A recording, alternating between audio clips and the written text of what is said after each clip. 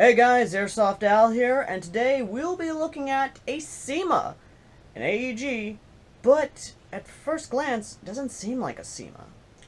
Today I'll be taking a look at the SigSauer556 in tan by Cyma. Let's get dangerous.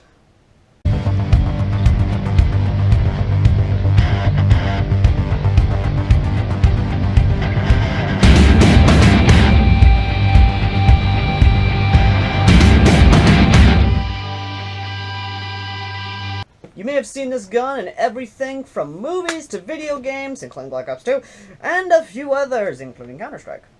Yes, the SIG 556 is in fact in Counter-Strike. I had to look that up, actually. But either way. You're probably asking, Al, how did you get this gun? Well, in fact, I won this gun from Palco Sports themselves. And was a few other things, promptly lied to about a few things, including price and the fact that it's not a loan edition anymore. But either way! Today we're talking about the SIG 556 in tan long, and whether or not it's actually worth $280. Plus tax, of course, and shipping and handling, equaling up to about $290, maybe $300, depending on what you use. But either way, yeah, I'm going to get to that in a second. The SIG 556 long, however, which is this variant right here, is in fact one of those failed test rifles to try and replace the M16. These rifles include, but not limited to, the Devore, and of course the ARX-160. The ARX-160 failed the trials as well, but that does not mean in Airsoft we don't get some awesome replicas, such as this. Now, what about this says it's worth the price, as well as a few other things? Well, one, let me go ahead and just spell off some more facts about it, because I'm gonna do something new. Now, the weapon itself is extremely long. I am talking with the buttstock extended. This sucker is long. It is a long gun. I'm having a hard time trying to fit it in a frame. But thanks to the extended stock, you can actually try and make it as compact as possible. But with that long barrel, and before you say, oh, the inner barrel must... No! The inner barrel actually goes through the whole gun. I'm talking from here all the way all through here. It is a big gun, guys. Now, this is a Cyma, which means, yeah, we're going to be talking about that. Now, as for the weapon itself, as for the replica itself, it is a bit front heavy because the outer barrel is full metal and is a very thick barrel. However, when doing a little research into it, I found out that there's a reason why the barrel was so front heavy. It's because in real life, the SIG 556 is a flexible gun, much like the Softair AEG or the G36 and the Devore. The weapon itself, the reason it's so front heavy is because there are some variants where some members of the international community of law enforcement and special forces and some militaries will actually use this as a designated marksman's rifle, a support weapon, and that's about it, really. They will use this as a DMR and a support weapon. No joke. Here, they will actually take a drum mag, slap it on here, flip her to full auto, fully ambi, by the way, fire selector, I really do like that, and just lay rounds down range in accurate fire. That's pretty cool. That is really cool, and is actually making me want to get a drum mag for this bad boy now. Now, as for the weapon itself, the 556, in turn, yes, this is a 556 variant. It does accept AR mags, both standard and Stanag. And it comes with two 300-round high caps. And I'm not gonna lie, these high caps are actually really good and really durable. They are actually really nice. They do come with a connector, of course, which actually connects them in a style of the G36 mags, where you can actually take them both and basically pop it over left and right. Now, the only real thing that is not fully ambi is the mag release. The mag release is not fully ambi. It is, in fact, not flushed with the actual mag release guard here. It is not fully ambi. And I'm going to get into this, really, because this is my gripe. This is a mock bolt release. The bolt is made of plastic. Polymer. Are you hearing this? Cyma, what the fuck? And the only other real gripe I have, which I know a lot of you probably aren't going to like it, or a lot of you are, is this little bad boy is not rear wired. No, it is in fact front wired. And the way to get the battery out, it's a pain in the ass. You basically take this out, pull this back, take this off, and you cannot put the battery on the bottom, because the way the bottom is designed, which I really do hate, by the way, is this is the bottom here. This is the way the bottom is designed. It is designed to house the actual barrel and be more... Now, when I put the battery on this, the barrel is going to be hitting this. The barrel... Let me actually show you. Because I'm going to put this back in. I'm going to show you exactly what I mean. Ah, what the hell?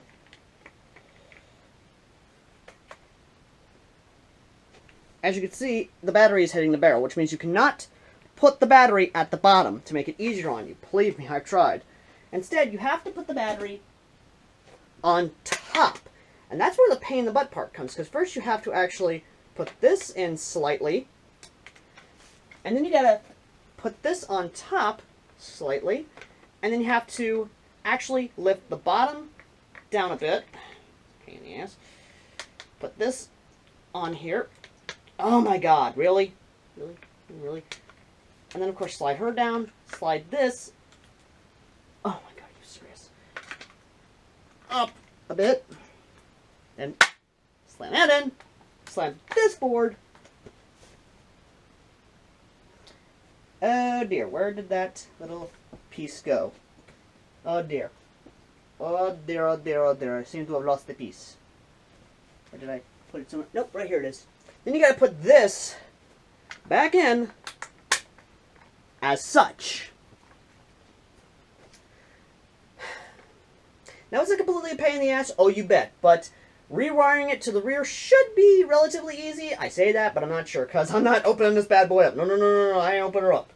But she does come with an included stick battery, which is a very nice, high-end 1100 milliamp one. Ironically enough, the fire rate on this bad boy is actually really, really good.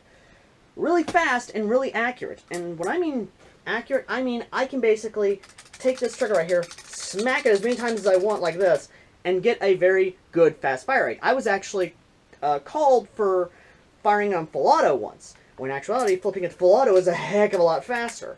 Not only that, but the trigger is actually very comfy. I love the big trigger, so if you're wearing bigger gloves, you can use that trigger. The trigger is metal, it is very responsive, and the handguard itself is actually somewhat big and comfy, kind of like the M249 grip. It has the little serrations here, and a metal bottom for the actual gearbox. Now, as for the stock itself, I love this style of stock. It is very comfy. It's an A and K stock. It's very comfy. It has a nice little compartment there for all your extra goodies, extra batteries. And the 6 retractable stock is very nice also. Now, when I mean comfy because I can just lay on this, and I can fall asleep on this. No joke. This is a really nice, comfortable stock. I love it. Now, the only other gripes I have about is the fact of the charging handle. Because let me go ahead and show you some. Let me show you another Cyma gun. This is the Cyma M14.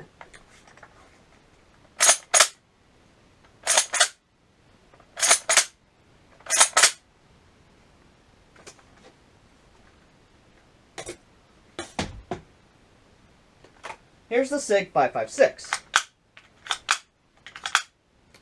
It's plastic!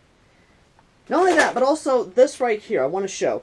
This will actually dig into your hands if you're not careful. I'd recommend filing these down just a tiny bit. Round them out, because those are a bit pointy.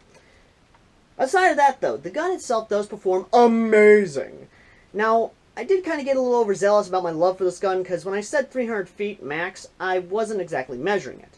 I did take the gun, however, out to 112 feet, and it was hitting on the dot. Then I took it out to 120, hitting on the dot, and I just kept going, till I finally hit 280 feet.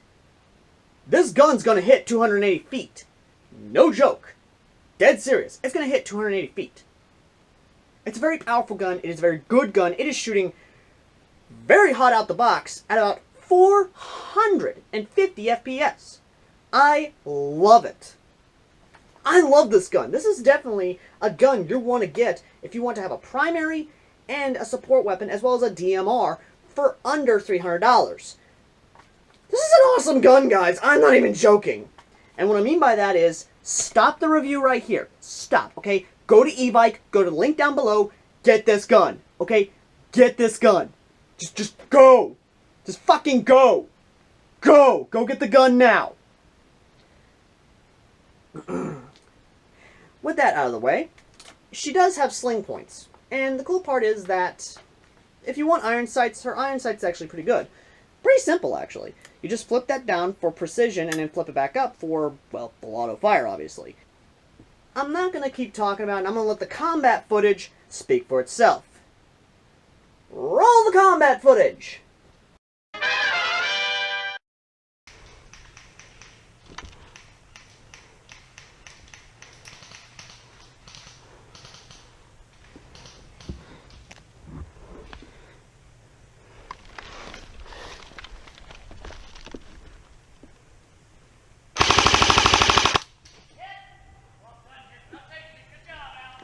Welcome!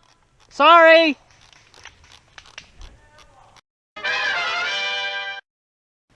See what I mean? So, with everything said and done, the SigSauer556, how does she perform? And where does she fall? She doesn't get my highest rating, but I will admit that she does get a good solid 9 out of 10. It's a must-own. At under $300, and I'm talking, prices may vary, but it's going to be around $280, $270-ish. This is the weapon you want to get for your collection if you want a SigSauer556, and you want something that's definitely pretty damn good. Anyway, thank you guys for watching. I've been... The hell? Dice? Yes, AirsoftAl, it is I, Dice Airsoft, and I've been spying on you throughout this video. Because I can. First of all, the Cyma one is not that great. If you want a good SigSauer556, grab the King Arms SigSauer556. Well, okay then, Dice, what are your opinions on your Sig? This version has a complete four-sided rail and metal receiver with licensed trademarks, but a couple other cheap differences that make this a lot better. First of all, your plastic charging handle. Metal charging handle here, with blowback. Second of all, your gun, wired to the front. Mine, wired to the rear.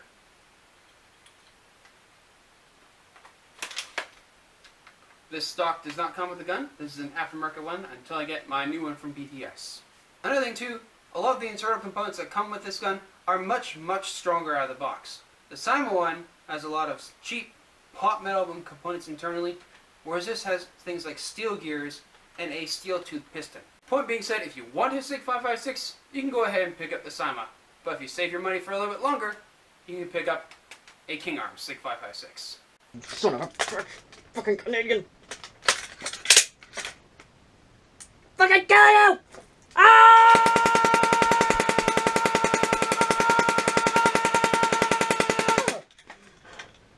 Son of a bitch, I missed! As Alucard from Helsing would say, hey, dandy dick, you missed! Nice! I'll fucking kill you! Next time AirsoftAl reviews, we'll be reviewing the King Arms Thompson. If you excuse me, I got a Canadian to kill. Dice, you get back here, you son of a bitch! To subscribe to AirsoftAl, youtube.com/AirsoftAl. I'm Dice the Dice Airsoft, and I'll see you next time.